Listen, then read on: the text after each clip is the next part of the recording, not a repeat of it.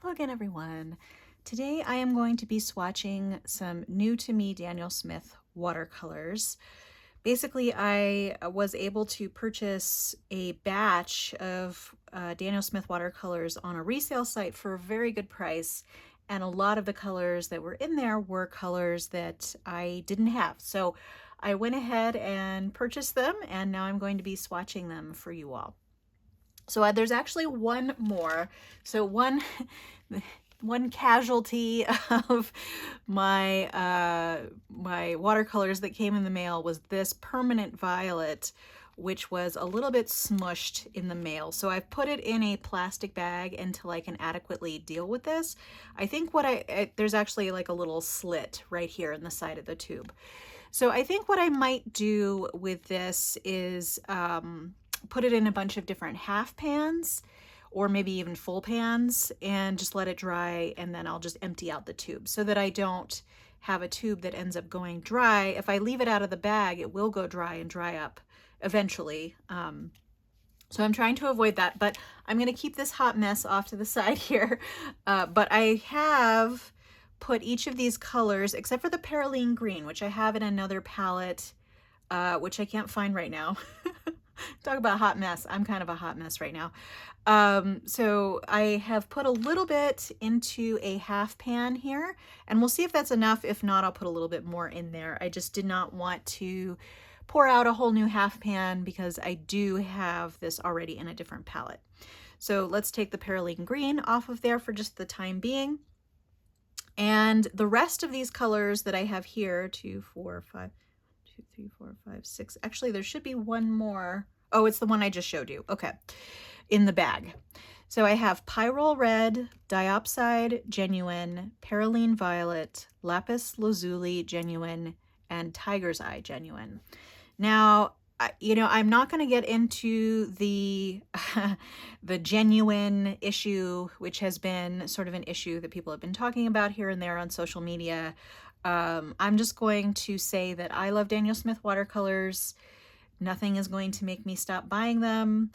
If you want to look up that controversy, feel free. I've touched on it just, slightly here on the channel, but basically it makes no difference to me, so I'm not going to really talk about it.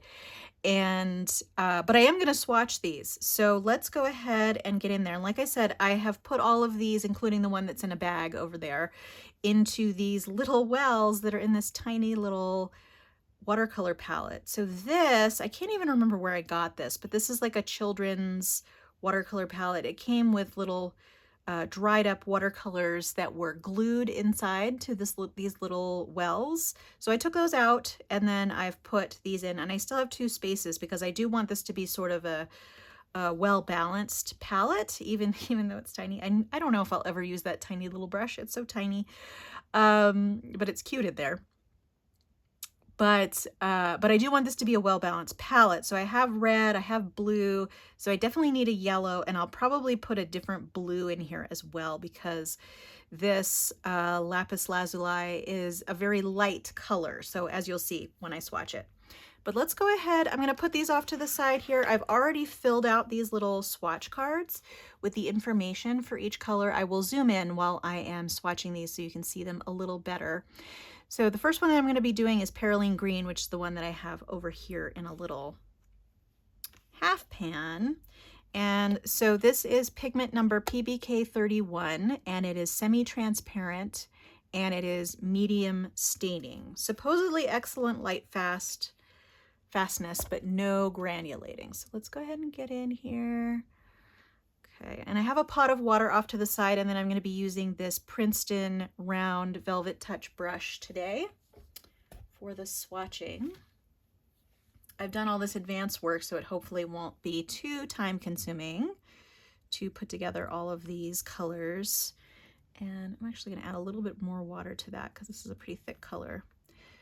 So I've done swatches on these cards before on the channel, but I will again briefly go into the concept behind these. So the swatch cards are made with watercolor paper that I've cut out into these swatch card sizes, and then the little spaces here are created with a stamp. that I purchased from Amazon by a company named Spoonflower. So I'll put a link down below to the swatch stamp. I've used it to death. It's been a very useful stamp. But here we have the mass tone up at the top, which is really supposed to be pretty much the color undiluted. You know, it might not be perfect when you put it down like this, but it is supposed to represent the color undiluted, so basically right out of the tube. And then here I'm going to put this over. So there's this black line here, which, you know, is of various blacknesses on my various stamps, depending on how well it's stamped. But this is supposed to be able to tell you how transparent it is by how much of that you can see. So this is a semi-transparent color, so you can see some of that down below. And actually I'm going to have a little extra in that one. So what I'm going to do for the next little bits here is I'm going to I dip my brush in water, and then I'm going to do that, and then I'm going to dip my brush in water again, and I'm actually going to rinse it out, and then I'm going to try and pull this last bit. So basically I want to see how diluted can I get here. So we'll see the different sort of tones that you can get with this color. So I'll be doing the same with each of these, and then I will bring them out again at the end. So let's put that Perylene Green off to the side. The next one I have is another green. It's this Diopside Genuine, which is this little color here in this palette. These I just put in here, so they're still wet, but eventually they will dry, and then I'll have little hard dry watercolors in here that I can take around with me, I suppose, should I desire that. So this is a really bright green from what I've seen. This is a genuine pigment, so supposedly it is created with genuine minerals. That essentially is the controversy. Are they only using minerals in their watercolor? But as I said, to me, it doesn't really matter if they're adding some pigment. My only concern would be if they're saying something is light fast and it's not light fast. But if I were going to be using this for a professional painting, I probably would light fast test it myself first anyway. Okay, so this does seem pretty pigmented. Let's see. Getting a little bit more there. It's a little bit harder, I find, to do these swatches with wet paint, because I find that I can get a lot of paint on my brush, because there's so much pigment that can get onto the brush from the wet pile of paint there. But we'll see. We'll make do here. Okay, and it looks like I do need to go in and add a little bit more here to kind of beef it up a little bit,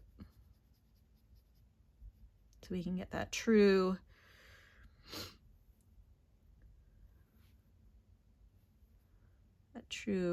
tone there. And with the mass tone, I clearly needed to add a little bit more because it can get darker. So let's put that up there. And this is granulating. It's I think it's not as granulating as some of the other genuine pigments, but it is granulating.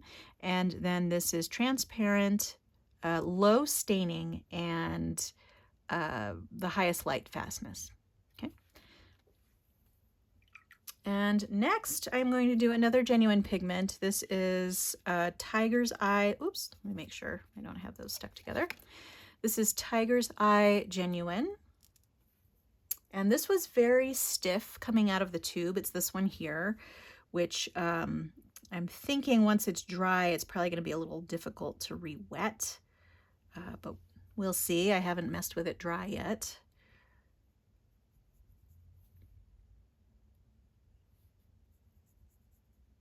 But with a lot of these, you know, if they do actually have natural minerals in them, there's going to be a lot of variability.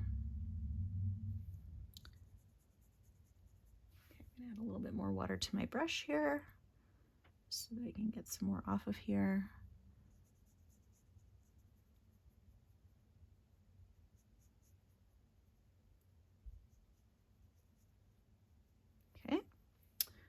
A little more water again. It's actually not that bad. And I do actually have the burnt Tiger's Eye Genuine already, which is a lovely color. This one is a little bit, I hesitate to say duller in its tone there. It's a little more of a true neutral tone. Whereas the other one has a little bit of a, I don't know, I guess a burnt quality to it, like a little bit orangey. Okay, so there we have Tiger's Eye Genuine.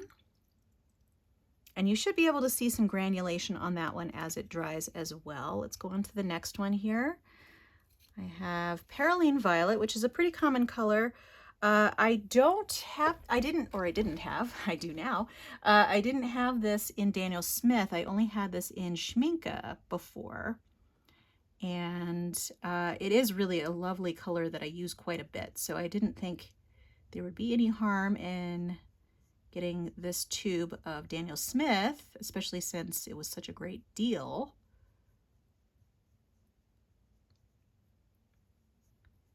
And Perylene Violet is a great color. I really, really love it. It's you can use it for shadows, but I tend to mix it with other colors to kind of mute them out a little bit. But it's a really beautiful color in its own right as well. So I'm dipping to get a little bit of water, and then I'm going to dip and rinse this last time to get all the pigment out of my brush, so I just have water, and then spread the pigment here. So this is PV29 is the pigment number, and it is medium staining, no granulation, transparent, and highest light fastness. So I'm going to put that off to the side again. And then here is our permanent violet, the one that came out of the busted tube. And this is actually a dual pigment paint. It's PR202 and PB29. So PB29 is ultramarine blue. Sorry, I was getting a little distracted because I got a pretty big hunk of paint there. Although I wonder if they've changed their formula, because this might be an older tube, and I'm not seeing any granulation that I would associate with PB29, the ultramarine. But let's see, I will see what it looks like when it dries. I'm just trying to make that as even as possible so that we can have a true mass tone representation. This is a lovely violet, really bright. And I don't think I really have any violets. I might have some magentas that are similar to this, but I don't have a lot of colors like this. So, although I guess in theory you could mix it yourself if you had PR202 and PB29.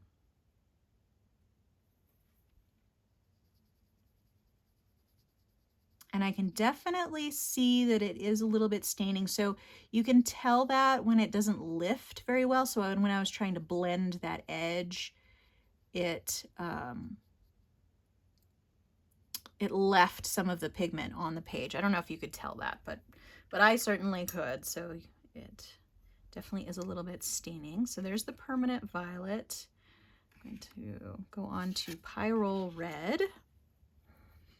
And I was actually surprised that I didn't have this because I have so many different reds that are similar to this.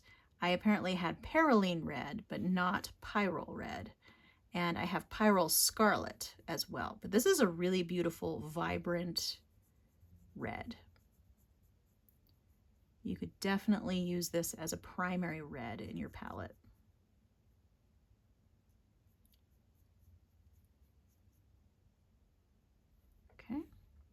Add a little bit more water to my brush here. And this was a very liquidy pigment coming out of the tube. So I assume it's probably going to take a little bit longer to dry in my pan over here than some of the other colors. Like the Tiger's Eye Genuine is almost already completely dry. but it's very vibrant, and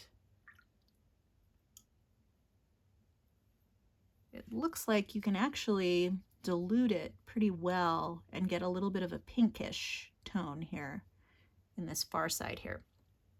So Pyrrole Red is PR 254, and it is semi-transparent and medium staining. Okay, and I'm going to put that off to the side, and then we are going to do this last color, which is normally a very expensive color, this Lapis Lazuli, because the mineral itself is very expensive, but it's very, very light. It does not have a very strong mass tone at all. So a lot of people hesitate to get it just because it is so light, and then you don't get a lot of pigment for it. But like I said, since I got a really great deal on this, I thought it would be good to have. And that's probably about as heavy as it's gonna go. So let's see. Oh, I got a little bit, not enough water there. And it should be granulate. Oh, I got some red in there. Let me make sure I get rid of that. But you can see why I would want, I'll have to wipe up that little bit of red in that color there. You can see why I would want a different blue in my palette in addition to this, because first off, this is a little bit hard to re-wet. And second off, it is going to be super light in pretty much any iteration. I wouldn't necessarily recommend getting this color just for everyday painting,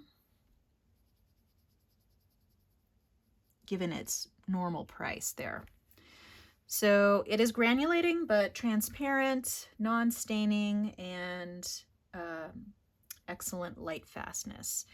So there we go. Here's all the little colors again. I'm gonna try and get that red out of my Lapis Lazuli. Wow, got a bunch in there. And just rinse that out in my water pot.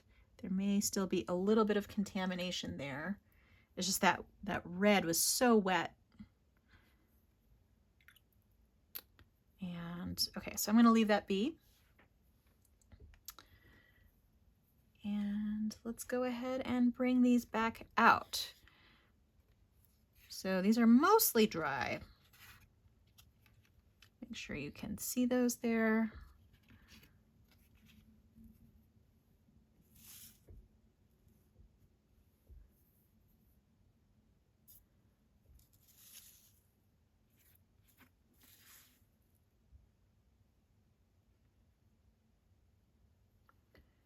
Okay, and you can definitely see some granulation going on here in the tiger's eye. That's pretty much all dry. And I'm not using cotton paper to make these swatches, so you know, you probably would get a little bit of a better representation on cotton paper, but I don't necessarily want to use cotton paper for all of my swatches. So, and this doesn't seem very granulating. Perylene Green and Perylene Violet are great additions to any palette, I think, and they're both single pigments, so they're really good for mixing. This Permanent Violet is quite lovely, but it is a mixed pigment color. Pyrrole Red, I think Pyrrole Red would be a great addition to any palette as sort of your standard red or your primary red. And then we have this Lapis Lazuli, which is almost dry. It's still a little bit wet, but you're gonna see it's super, super light. That's pretty much what you're gonna get with that. And if you really wanted to get a darker tone than that, I think you could, but you'd have to use a ton of pigment. And like I said, since this normally, I think these tubes run normally for like $20. I get the impression that the person who sold this to me had a bunch of old tubes laying around. So, and they were just trying to winnow down their collection. But there you go. Those are my swatches for today. So if you enjoyed this video, give it a like. Feel free to subscribe to keep track of future videos on my channel. I hope to see you next time, but in the meantime, have a great day. Thanks so much. Bye.